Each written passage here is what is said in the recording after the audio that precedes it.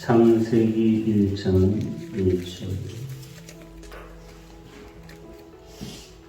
1절부터 5절까지입니다.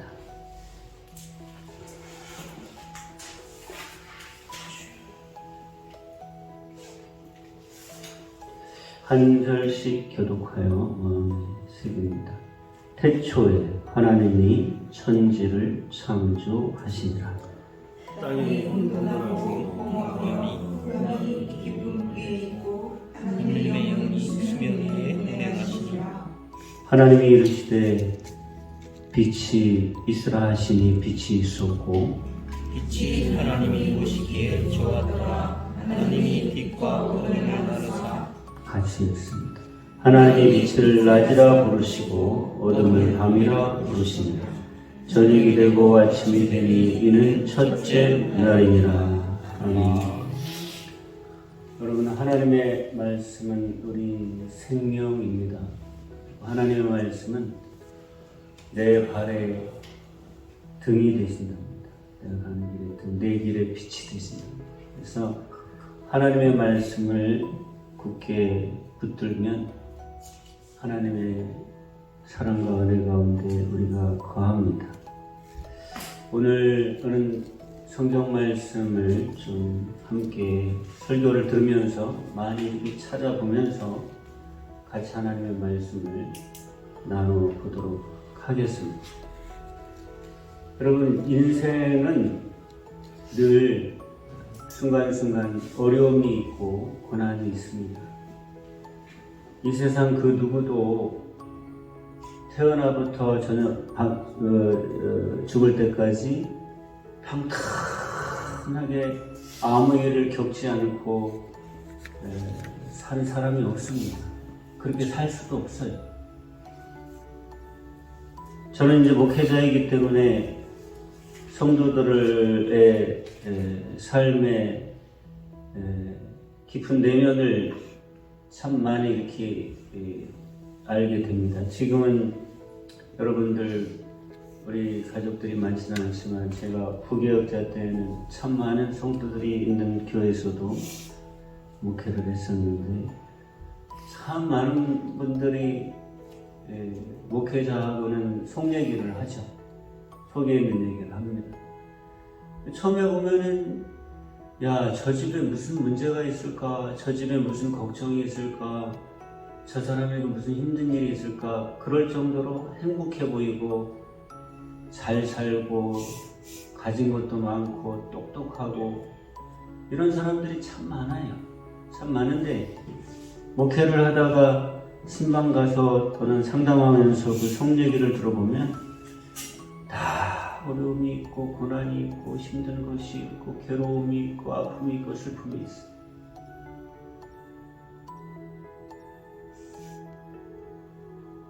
근데 평탄하고 아무 일도 없이 사는 삶이 그럼 복된 삶이냐?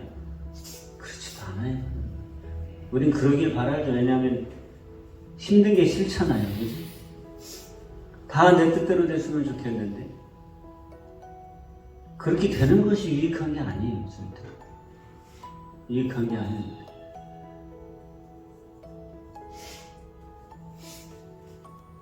바닷가에 사는 사람들은 태풍이 엄청나게 몰아치는 밤이 지나면 아침 일찍이 바닷가로 나가요. 왜 나가느냐? 밤새도록 바람이 파도를 치게 하고 평상시에 바람이 안 불 때는 그 깊은 물 속에는 겉에는 파도가 막 쳐도 깊은 물 속은 잔잔하거든요. 그런데 태풍이 오면은 바람이 바닷물을 이리 치고 저리 치고 하니까 바닷물이 큰 산더미처럼 하늘로 올랐다가 땅으로 내려쳤다가 이렇게 하니까 바다의 깊은 데까지 이 바닷물이 다 뒤집어 놓는 거예요. 바닷물이 뒤집어 놓으면 그 속에 있던 고동이나 소라나 해산물들이 다 밑에 있는 것들이 막 둥둥 떠다니다가 바닷가로 다 밀려가 봐요. 그러다가 물이 빠지면은 바닷가에 다 빨래 널어놓은 것처럼 널려 있어. 그러면 통을 가지고 가서 그냥 다 주워 담으는데, 주워 담으는데. 왜 그렇게 그러냐면 바다가요 계속 잔잔하면 밑에 있는 것들이 다 썩어요. 가끔씩 그렇게 뒤집어 놔야 바다 깊숙한 곳에 땅도 흙도 다 뒤집어지고 흙모래가 불고 막 이렇게 해도 가만히 가라앉아서 썩을 것들이 다 뒤집어져서 다시 새롭게 되고 바닷속에 있는 생물들이 살아가기에 좋은 환경이 만들어지는 겁니다. 그래서 여러분, 우리가 평탄하기를 많이 기도하지만 늘 평탄한 것이 축복은 아니라는 걸 아셔야 돼요. 가끔씩 우리 인생도 뒤집어져야 하나님 앞에서 기도하게 되고 하나님을 바라보게 되고 이렇게 하게 되지. 우리가 하나님 앞에서 늘 평안하게 바라지만 그렇게 되는 것이 절대 축복이 아니라는 것을 기억하시기 바랍니다. 그런데 이제 어려운 것이 뭐냐면 그렇게 인생에 어려움이 오고 내 뜻대로 안 되는 것들이 있고 걱정이 있고 염려가 오면 우리가 자꾸 눌려요. 눌려서 너무 힘들어. 그게 이제 고민이죠. 고난이 왔는데 힘 안 드는 사람이 어디 있어요? 고난이 왔는데 힘이 안 드는 거 고난이 아니에요. 그죠? 힘이 드니까 고난이지. 그래서 고난이 오고 어려움이 오면은 우리 힘으로 이겨내기가 참 힘이 들어요. 딱 어려움이 내 앞에 딱 오면은 제일 먼저 느껴지는 게 뭐냐면 내가 할 게 없는 거예요. 내가 어떻게 할 수가 없는 거예요. 내가 그것을 어떻게 처리할 수 있다면 내게 문제가 안 되죠. 그냥 처리하면 되니까. 너무 힘이 들고 딱 문제가 와서 내 앞에 가로막고 있으면은 내가 할 수 있는 게 아무것도 없어요. 참 그럴 때 우리가 너무 어렵잖아요. 그리고 그게 짧게 지나가면 괜찮은데 그 고난이 길어지면은 지치고 힘들고 마음속에 번민도 생기고 때로는 우리의 신앙의 뿌리까지도 확 흔들어서 만들어버리는 거예요.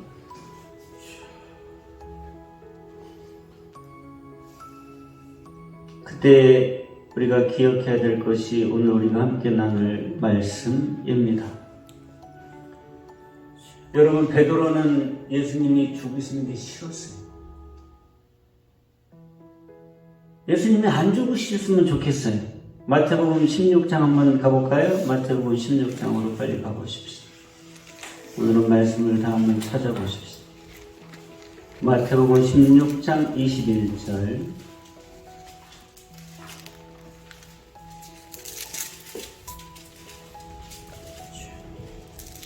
마태복음 16장 21절. 21절을 마태복음 16장 21절을 함께 읽습니다. 이때로부터 예수 그리스도께서 자기가 예루살렘에 올라가 장로들과 대제사장들과 서기관들에게 많은 고난을 받고 죽임을 당하고 제3일에 살아나야 할 것을 제자들에게 비로소 나타내시니. 어느 날 어느 순간에 예수님께서 이런 말씀을 제자들 앞에서 하시는 거예요.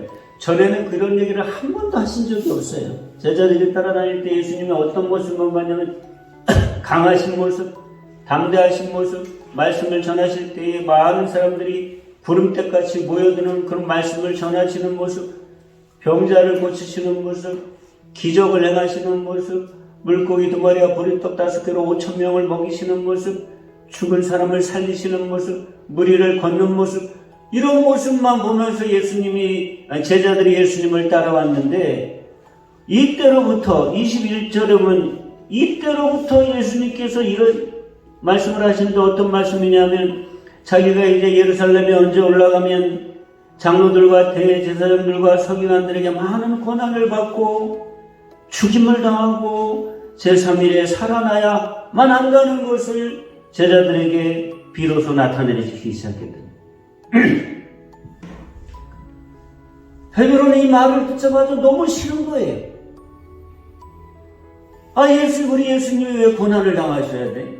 대제사장들과 서기관들에게 고난도 많은 고난을 받아야 된다는 거예요. 심한 고난을 받으셔야 된다는 거예요. 예수님을 이제까지 따라다니면서 그런 걸 상상해 본 적도 없어요. 예수님 따라다니면 안 되는 일이 없었어요. 부족한 게 없었어요. 내가 이제까지 어부로서 살아온 이전의 삶과 예수님을 만나서 따라다니는 이후의 삶과는 완전히 달라졌어요. 이전에 지옥이라면 지금은 천국이야. 예전에 어둠이 있다면 지금은 너무 밝음이야. 예전에는 광야에 살았더라면 지금은 꽃밭에서 살고 있는데, 아니 예수님께서 대제사장과 장로와 서기관들에게 심한 고난을 받은, 상상도 하기 싫은 거죠. 그런데 거기다 뭐라고까지 말씀하시냐면 죽임을 당하신다. 아니 우리 주님이 왜 죽으셔야 되냐, 그거를 베드로가 받아들일 수가 없는 거예요.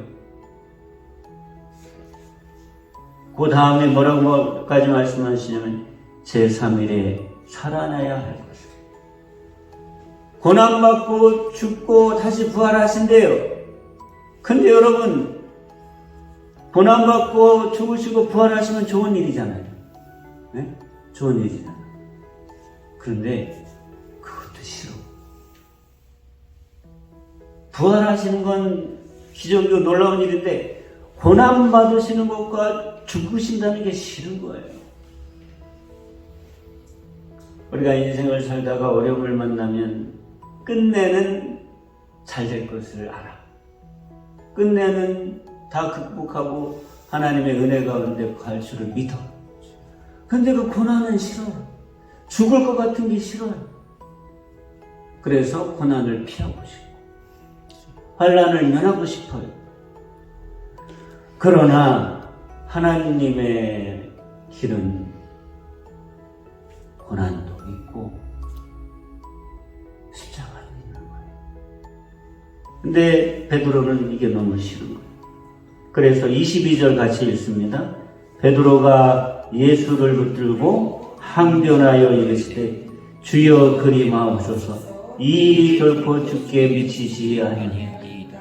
예수님께서 그 말씀하시니까 베드로가요 예수님을 탁 붙들고 말이죠. 주님, 그런 말씀을 하시도 마세요.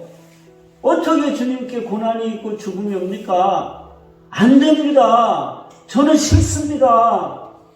주님 고난 당하지 마세요. 주님 죽지 마세요. 저는 싫다니까요. 여기 아주 강하게 지금 항변하는 거예요. 붙들고, 예수님을 붙들고 막 붙들고 얘기하는 거예요. 붙들고 항변을 하는 거예요. 그러지 말라고, 그런 말은 꺼내지도 마시라고 막 항변을 하는 거죠. 그랬더니 예수님께서 23절에 뭐라 그러셨나 읽어봅시다. 예수께서 돌이키시며 베드로에게 이르시되 사탄아, 이리로 물러가라. 너는 나를 넘어지게 하는 자보다. 와, 아주 강하게 책망을 하시는 거예요. 너는 사람의 일만 생각하고 하나님의 일을 생각하지 않는다. 여러분, 우리가 인생을 살다가 고난 당하고 환난 당할 때가 없을 수 없어요. 그럴 때 나는 그런 거 싫고요. 부활만 주세요. 난 이런 거 싫어요. 그러니까 나는 이런 건 내게 근처도 모두 그렇게 하시면 좋죠. 그런데 우리 인생이 어떻게 그래요? 그렇지 않잖아요.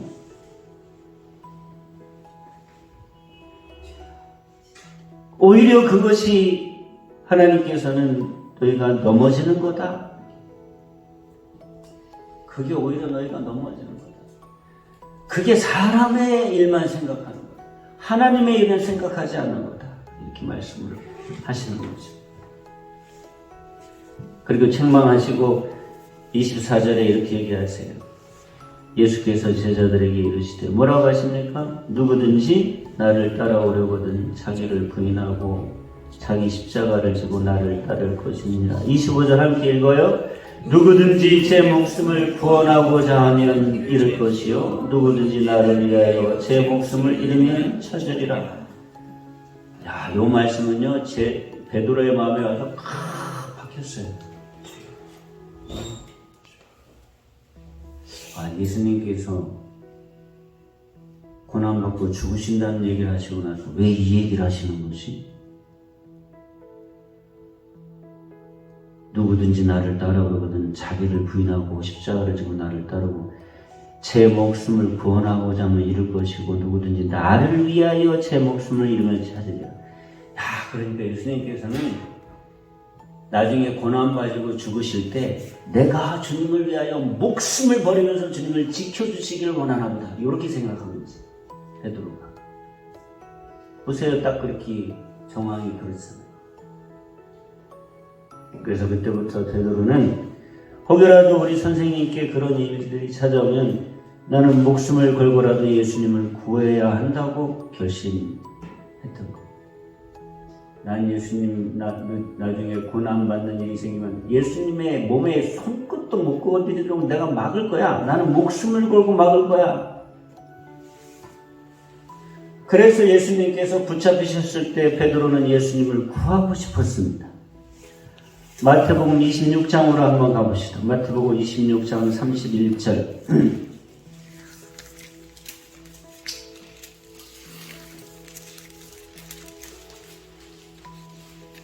예수님께서 제자들에게 오늘 밤에 너희가 다 나를 버리리라. 기록된 바 내가 목자를 치리니 양의 떼가 흩어지리라. 오늘 밤에 내가 잡혀간다. 그러면 너희가 다 나에게로부터 흩어져 도망갈 것이다. 그랬더니 33절에 베드로가 뭐라고 대답합니까? 33절 읽어봅시다. 베드로가 대답하여 이르되 모두 주를 버릴지라도 나는 결코 버리지 않겠습니다. 선생님, 주님 그러면 나 안 버립니다. 나 기억합니다. 주님이 고난당하시고 죽으실 때에 나를 위하여 목숨을 잃는 자는 찾을 것이다.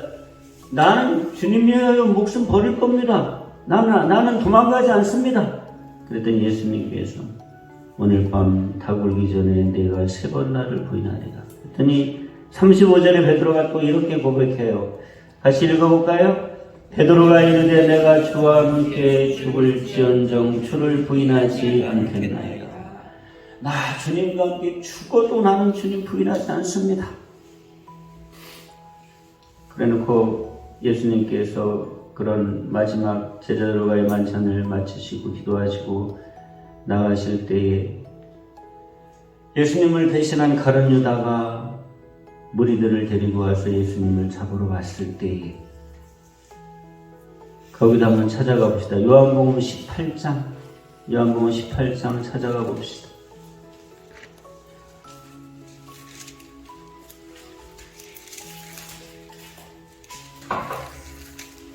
하나님의 말씀을 찾을 때, 읽을 때 새겨서 마음에 새기세요. 조목사가 풀어주는 말씀보다 말씀 자체를 내 마음에 새기는 게 더 소중합니다.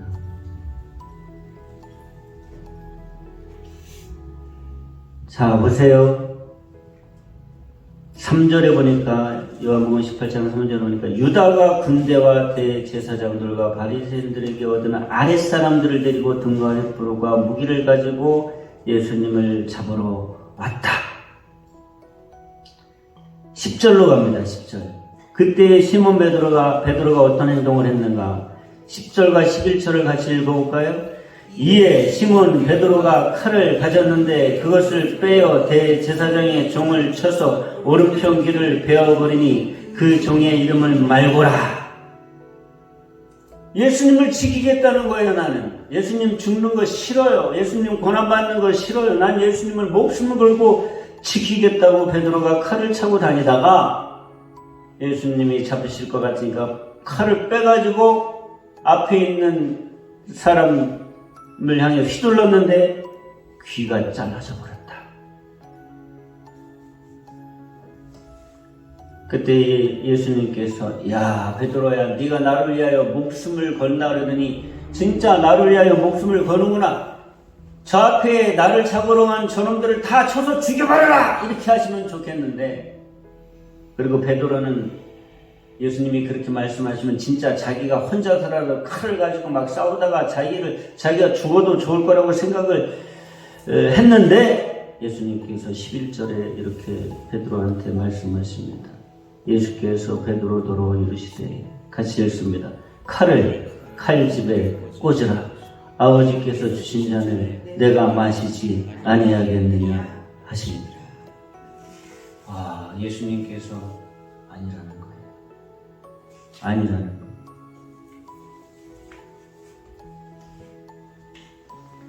예수님께서 아니라는 거예요. 딱 예수님께서 그 말을 하실 때에 베드로는 이제 할 수 있는 일이 아무것도 없게 된 거예요. 예수님이 하지 말라고 그러십니다. 뭐 할 일이 있어요?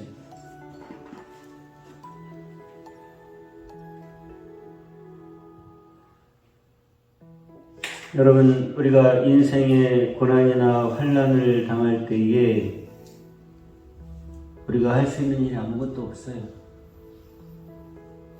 또 할 수 있는 일이 있어도 그것이 하나님의 뜻과 맞지 않을 때가 많다는 것을 꼭 기억해야 됩니다. 우리가 고난과 환난을 당할 때에 우리가 우리 힘으로 할 수 없다는 것을 하나님이 우리에게 깨닫게 하시려고 그러시는 거거든요. 너는 나만 의지해야 된다는 것을 배우게 하시려고 그러시는 거거든요. 너는 나만 바라봐야 된다는 것을 눈을 열어 보여주시려고 그러는 거거든요.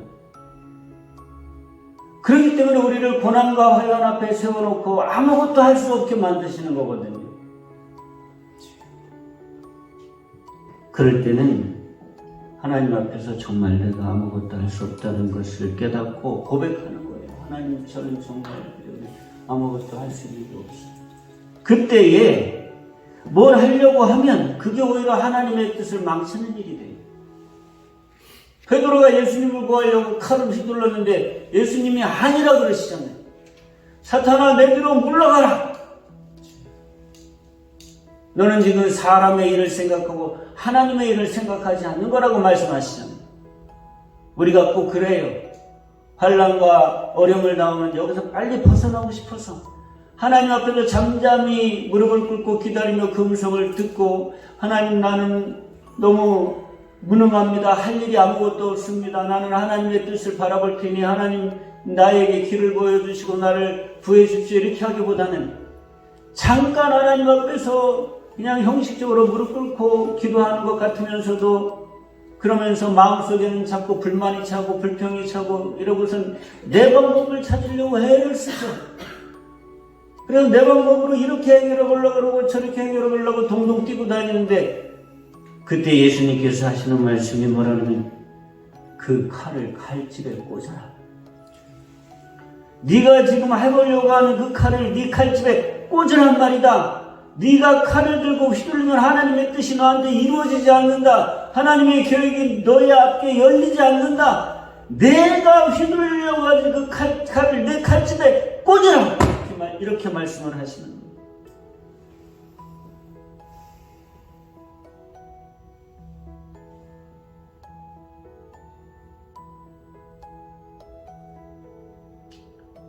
여러분, 성도의 무리는, 하나님의 자녀의 무리는 내 앞에 당한 고난과 환난 속에서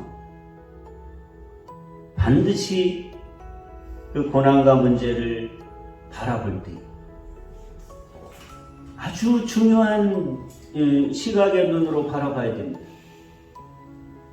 여러분, 내가 당하는 고난은 나 하나만 바라보고 하나님께서 고난을 주시는 게 아니야. 내가 당하는 환난도 나 하나만 바라보고 하나님께서 환난을 주시는 게 아니에요. 만약에 나 하나만 하나님께서 생각한다면, 그래, 너 그냥 복이나 받고 평안하게 살다가 오너라, 이렇게 하실 수도 있어요. 그런데 하나님께서는 우리가 이 땅에 사는 동안 나 하나만 구원받고 오기를 원하시는 게 아니에요. 한 달란트를 주셨는데 그 한 달란트만 가고 땅에 묻었다가 한 달란트만 가지고 하나님 나라 오기를 원하시지 않으세요. 내가 너를 구원했으니 너만 구원받지 말라는 거예요. 내가 너를 살렸으니 너만 살아서 오지 말라는 거예요. 내가 너를 살려서 네가 복음 안에서 정말 새로운 삶을 인생을 찾아 산다면 그거를 전하려면 여러분 복음을 전할 때에 어려운 일 많잖아요. 그게 쉽게 전해집니까? 그러니까 하나님께서 복음을 전하게 하시기 위해서 우리를 훈련시키십니다. 그릇을 만드십니다. 여러분 사도행전도 보세요. 복음 전할 때 사도들이 얼마나 큰 어려움을 많이 당했어요. 우리가 요즘에 복음 전하면서 당하는 고난이나 고통은 그건 비교도 안 돼. 40에 하나 감한 매를 여러 차례 죽도록 많은 걸 여러 차례 맞고 돌로 맞아 죽을 뻔하고 감옥에 옥에 갇히고 그냥 복음을 위해서 고난받는 게 엄청났어요.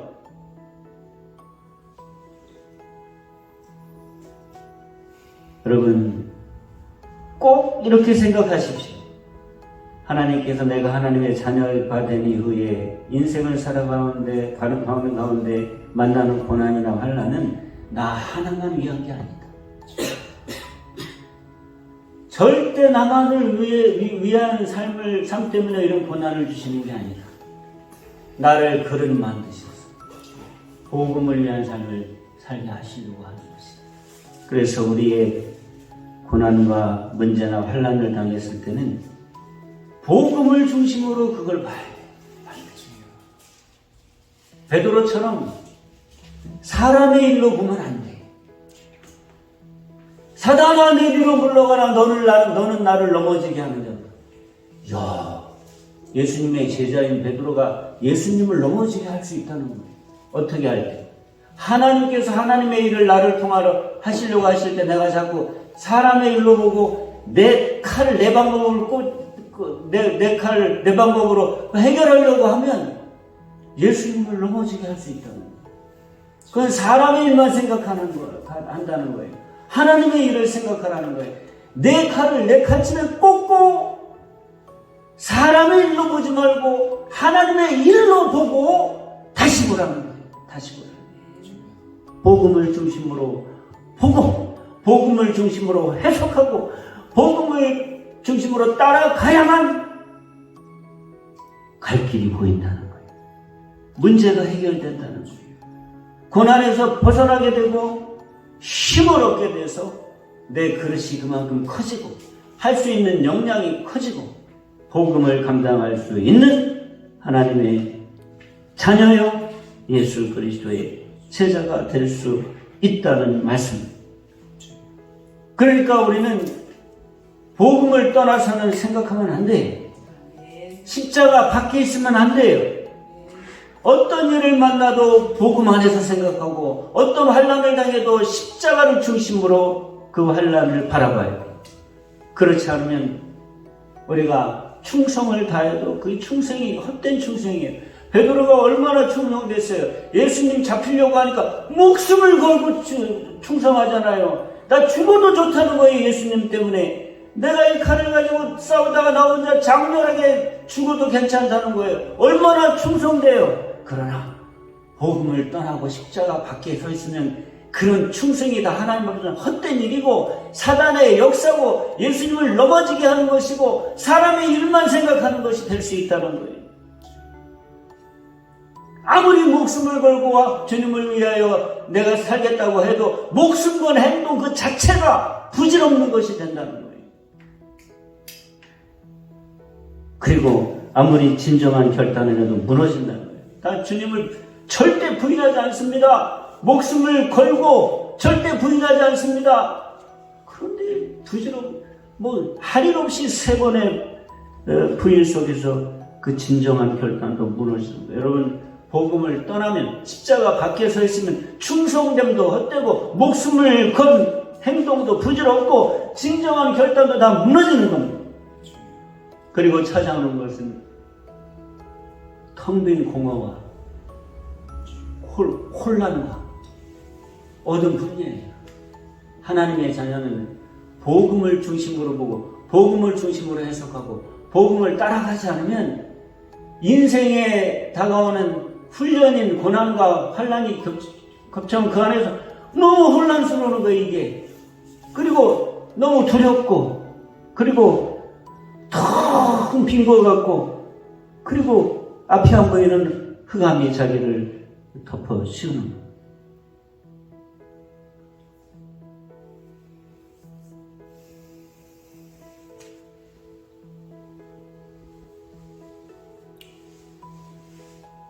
오늘 우리가 읽은 말씀 창세기 1장에 보면 하나님께서 이 천지의 창조를 시작하시기 전에 땅이 혼돈하고 공허하며 흑암의 깊음 위에 있고 하나님의 영이 수면 위에 운행하셨다고 2절에 기록되어 있습니다. 이게요,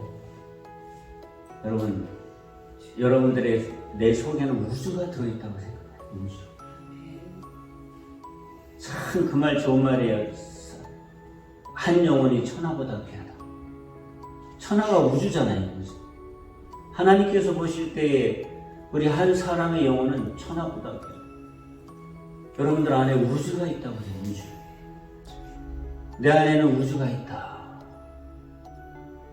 그래서 이 안에서 무엇이 이루어지느냐에 따라서 이 세상이 내 안에 우주가 어떻게 되느냐에 따라서 세상이 다 영향을 받아가지고 그대로 된다 이렇게 생각하세요. 그런데 우리 속도 하나님께서 천지를 창조하시기 전처럼 혼돈스럽고 텅 빈 것 같고 공허하고 그 다음에 어둠이 꽉 찰 때가 있어요. 인생 살다 보면 내 안이 그렇게 되면 바깥 일이 되지는 않아요. 내 안이 그러면 그냥 모든 게 다 싫고 짜증스럽고 괴로워요. 인간관계도 막 망가지죠. 가정도 흔들리고. 그럴 때 여러분 사실은 우리가 그렇게 막 마음이 힘들고 인생이 힘들면 내가 할 수 있는 게 아무것도 없어. 그때 중요한 것이 성령께서 움직이셔야 되는 거예요. 그러면 아까 우리가 이럴 때에 복음을 중심으로 생각하고 복음을 중심으로 해석하고 복음을 따라가면 된다고 하는데 정작 그 앞에 서봐요. 그게 되나? 아니 내가 지금 죽겠는데 그게 됩니까? 복음이 보여요. 복음으로 해석이 돼요. 가만히 내가 막 지금 혼란스러워 죽겠는데 내 속에 다 텅 빈 거 같고 다 잃어버린 것 같은데 내 안에 어둠이 꽉 찼는데 그게 됩니까? 그런데 하나님께서는 그때 성령께서 움직이시도록 하세요.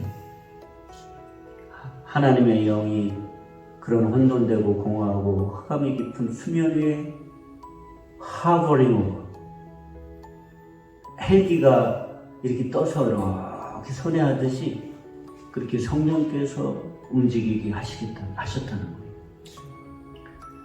여러분, 예수님께서 제자들이 예수님이 십자가 지고 죽으시기 전에 뭐라 그러시냐면 하나님이 약속하신 것을 기다려라. 성령을 기다려라. 그때까지는 아무것도 하지 말아라.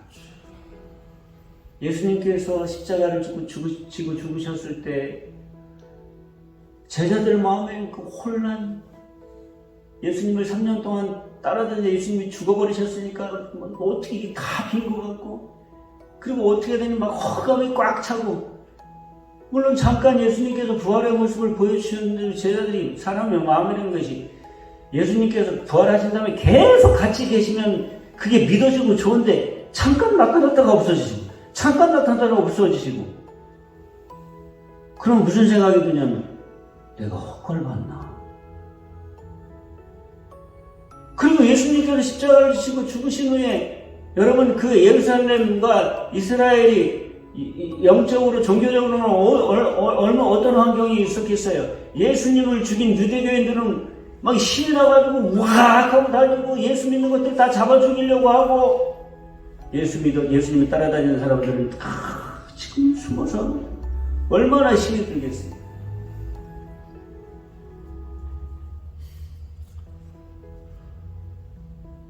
근데 예수님께서 그때 답으로 주신 게 뭐냐면 성령을 기다려라.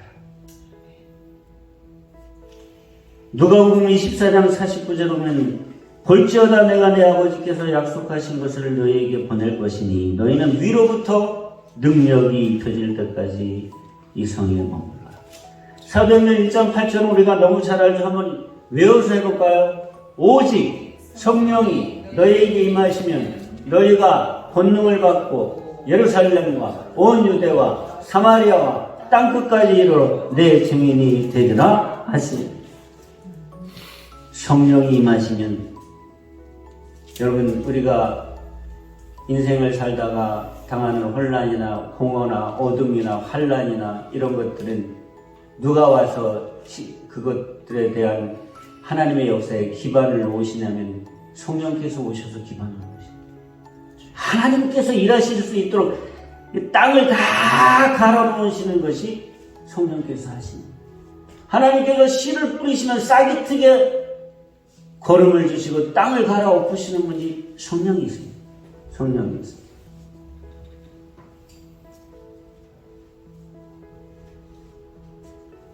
그래서 예수님의 말씀을 따라서 제자들이 마가의 다락방에 올라가서 거기에 다 모여가지고 마음을 같이하여 성령께서 아직 한 번도 경험해보지 않는데 뭔지도 몰라. 그렇지만 기다리라고 하시니까 기도하면서 기다리고 있을 때에 사도행전 2장 1절에 보면 오순절날이 이르러서 한번 가봅시다. 사도행전 2장 1절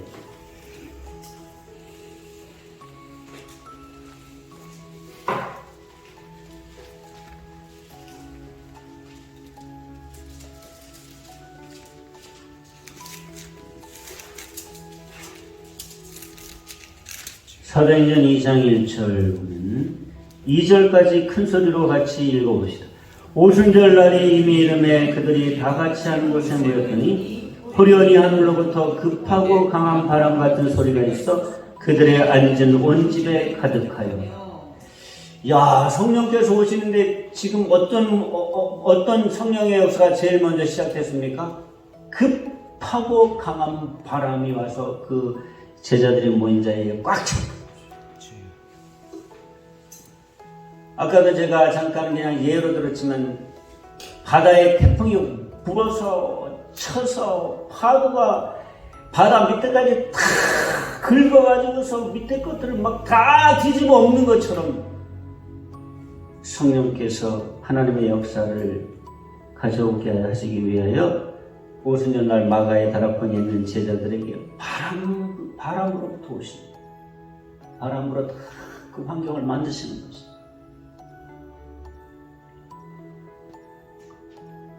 여러분, 우리가 너무 힘들고 괴로울 때는 성령 하나님의 일으키시는 바람을 기다리세요. 고백하면서 뭐라고? 하나님, 나는 아무것도 지금 할 수가 없어요. 하나님, 나는 지금 아무것도 모르겠습니다. 뭐가 뭔지도 모르겠습니다. 아무것도 못하겠습니다.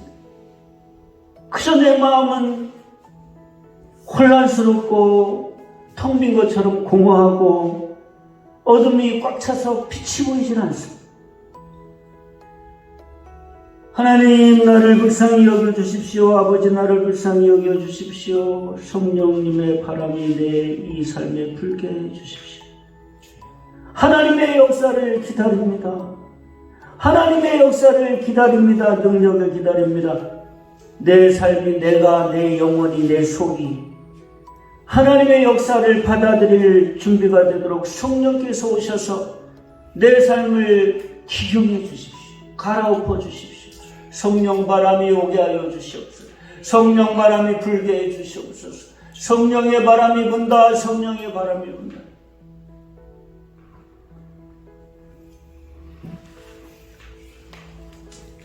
태초에 하나님께서 천지를 창조하실 때도 온 땅이 다 혼돈하고 공허하고 어둠이 깊어가지고 아무것도 그냥 혼란스러운 것만 있었는데 거기에 성령께서 수면에 운행하십니다.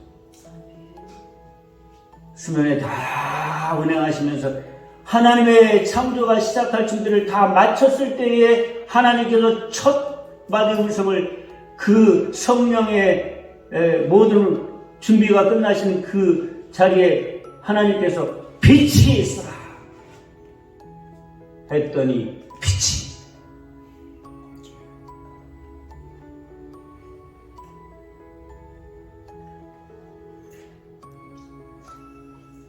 복음이 시작되는 그 혼란스러운 시기 예수님이 죽으시고 승천하시고 제자들만 남아서 어떻게 해야 될지 모르고 바깥은 다 예수 믿는 사람을 잡아 죽일 것 같은 기세가 등등한 그 환경에서 옷은 마가의 다락방에 모여가지고 120명의 성도들이 예수님의 제자들과 함께 어쩔 줄 몰라하며 기도할 때에 제일 먼저 성령께서 급하고 바람 소리 같은 바람으로 그 방부터 다 성령이 바람에 불게 하시는 그 바람이 하나님의 불이 임하도록 제자들의 안에 역사하시고 그 방으로부터 시작해서 성령 바람이 밖으로 휘몰아치면서 예루살렘을 다 휩싸시고 유대를 다 휩싸시고 사마리아를 다 휩싸시고 그리고 땅 끝까지 성령 바람이 휘몰아치실 때에 그걸 따라가면서 사도들이 복음을 전합니다. 사도들의 힘으로 복음 전하는 게 아니에요. 사도들의 지혜로 복음 전하는 게 아니에요. 성령께서 다 바람으로 다 준비를 해놓으시고 휘몰아치심으로 다 복음의 땅을 거르게 하셨을 때에 뒤따라가면서 사도들이 그렇게 한 것뿐입니다.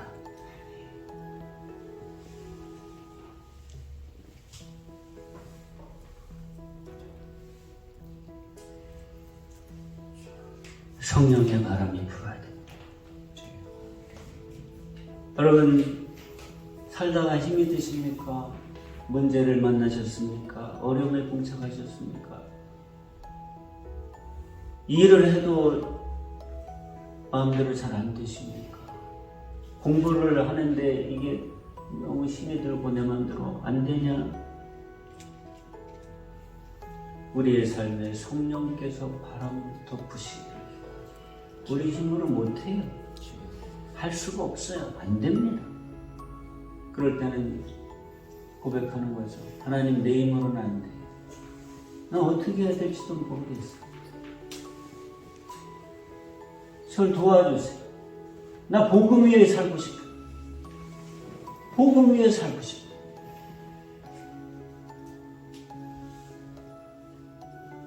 자꾸 나는 내 칼을 뽑아서 이거 조그만 칼이라도 해서 휘둘러서 여러분 베드로가 그 칼 계속 휘둘렀으면 어떻게 됐겠어요? 죽죠. 용기는 가상하다만 여러분 우리의 사람의 일로 생각하고 우리의 방법으로 자꾸 하려고 그러면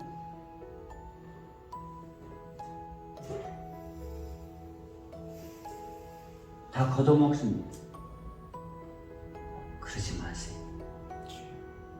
하나님 앞에 하나님 나는 할 수 있는 게 아무것도 없습니다. 성령님의 바람을 기다립니다.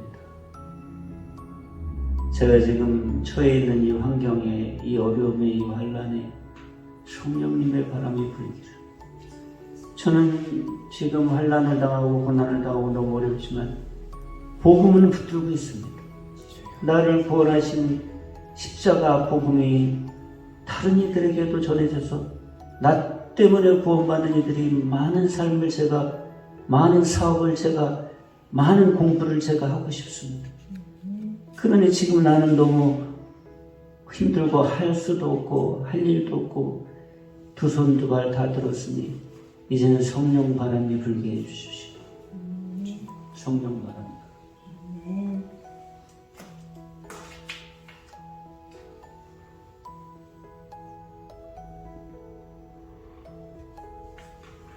바람에 거슬리면서 앞으로 나가려면 너무 힘들어요. 사람의 인생은 바람을 타야 쉽습니다. 하나님께서는 우리를 밀어주시려고 성령 바람이 불게 하십니다. 그걸 탈 줄 알아야 돼요. 자꾸 고집하지 마세요. 때로는 주님이 내 칼을 내 칼집에 꽂으라 그러면 내가 아무리 이전부터 이 순간을 위하여 준비해왔고 지금 이렇게 꼭 해야 될 것 같고 그런 순간이 와도 꽂으라 그러면 꽂아야 돼. 왜 꽂으라 그러시는지를 꼭 기억하세요. 예수님을 넘어지게 한다잖아요. 사람의 입만 생각하는 거라잖아요. 그걸 꽂아야 오순절날 마가 다락방으로 갈 수 있고 거기서 성령 바람을 등에 업고 전 세계를 무드러내서 복음을 전하는 삶이 열리는 겁니다.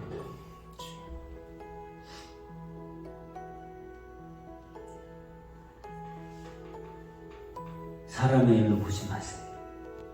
내가 개인적으로 당하는 고난 같아도 사람의 일로 생각하지 하나님의 일로 생각해야 돼요. 그리고 다시 한번 강조하지만 우리는 성령께서 바람으로 밀어주시지 않으면 안 돼요. 우리 힘으로 아무리 대단한 사도 바울도 성령께서 뒤에서 바람으로 밀어주지 않으면 그렇게 복음 못 전합니다. 베드로가 위대해서 그런 게 아니에요. 베드로가 성령 하나님을 그만큼 의지했기 때문에 가능해요. 바울이 쓴 서신서를 보세요. 얼마나 성령에 대하여 강조하시는지. 네? 보세요. 성령.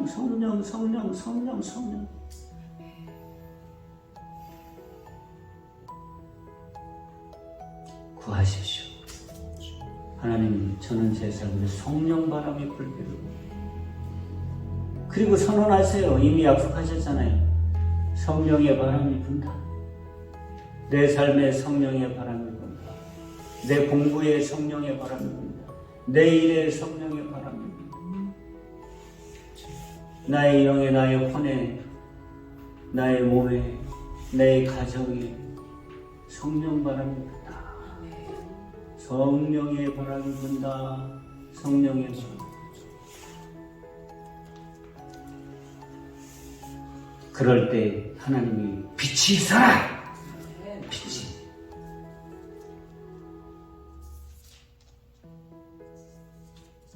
땅이 생겨라! 씨 맺는 식물들과 열매 맺는 나무들이 생겨라! 내 인생에 내 삶에 하늘에 새가 날아라! 새가. 바다의 물고기가 땅에는 온갖 동물들이 다 내 속은 우주예요. 우주의 하나님이 여러분들의 우주인 여러분들의 속에 천지를 창조하실 수 있게 맡기세요.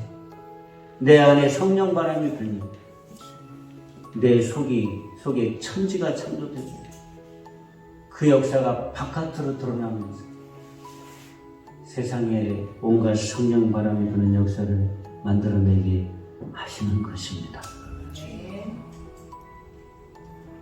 성령의 바람이 불어야 합니다. 하나님 아버지 감사합니다. 말씀